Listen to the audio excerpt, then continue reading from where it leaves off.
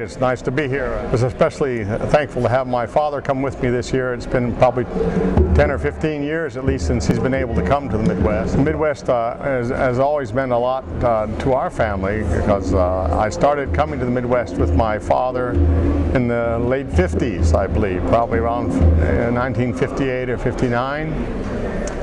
When he was the band director of the grade schools in Dixon, Illinois, and he would come in every year to the Midwest as a faithful music educator, always trying to improve his own skills.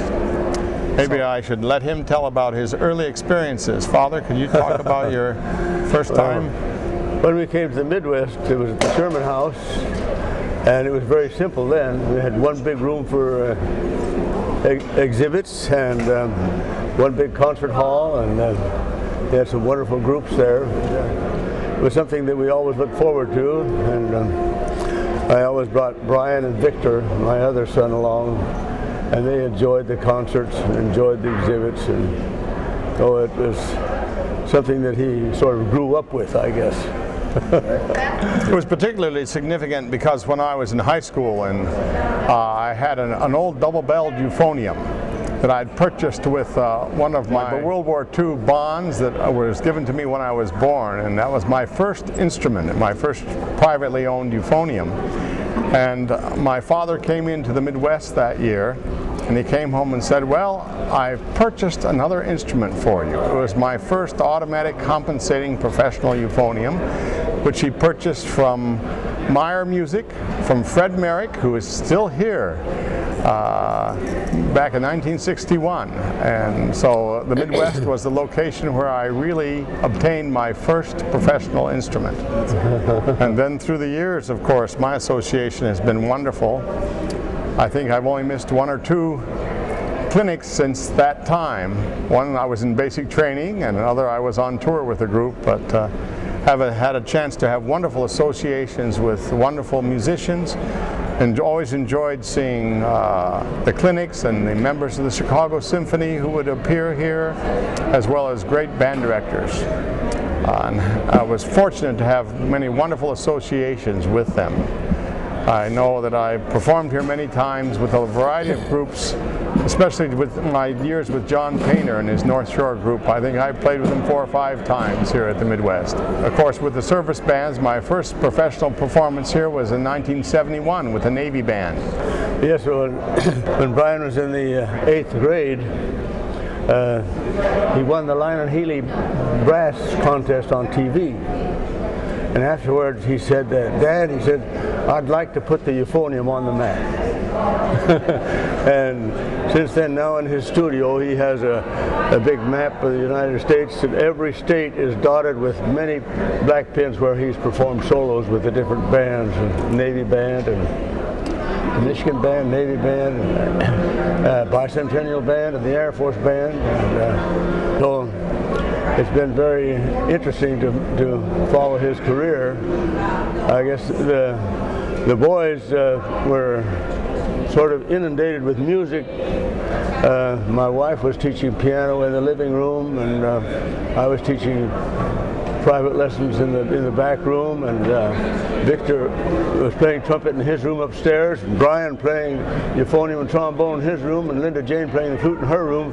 So the whole house was jumping.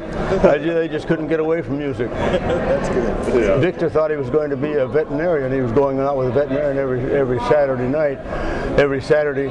But then when he graduated from high school, his statement for the yearbook was, "My greatest decision was when I decided to become a poor musician instead of a rich veterinarian." My wife and I went to a concert in Washington, D.C. where Colonel Gabriel was conducting, and he had our daughter Linda Jane was in the singing sergeants, and Colonel Gabriel had us stand up. He said, "I'd like to have the Bowman stand up." And he says they gave everything they had to the Air Force, the 2 boys and the girl, and that night they had all performed. Now next, on January the 8th, All three are now going to perform in Sterling with a municipal band there, with solos and duets and vocal, and so it's reverting right back to the Air Force performances that they had many years ago. I remember when Vic was compiling the 50-year anniversary history, he called me up and said, I have to verify these performances. He says, you are tied for second place for the most frequent soloist here at the Midwest, and I was very surprised at that. But he said, you're tied with Alan Vizzuti, and so Alan and I guess I'll have to work and see who can get the most left in our careers. But it's been a great opportunity, and the nicest thing about it, I think, has been the personal associations with the musicians and the directors. And as we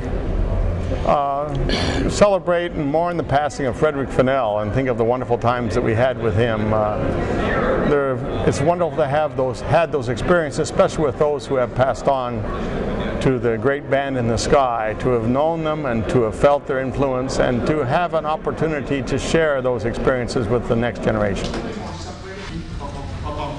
Finiculi, finicula, those are the words, okay? So say it yourself, finiculi, finicula, finiculi, finicula, dum-ba-dum-ba-dum, so you get a little more Italian blood in you. Okay, let's try that.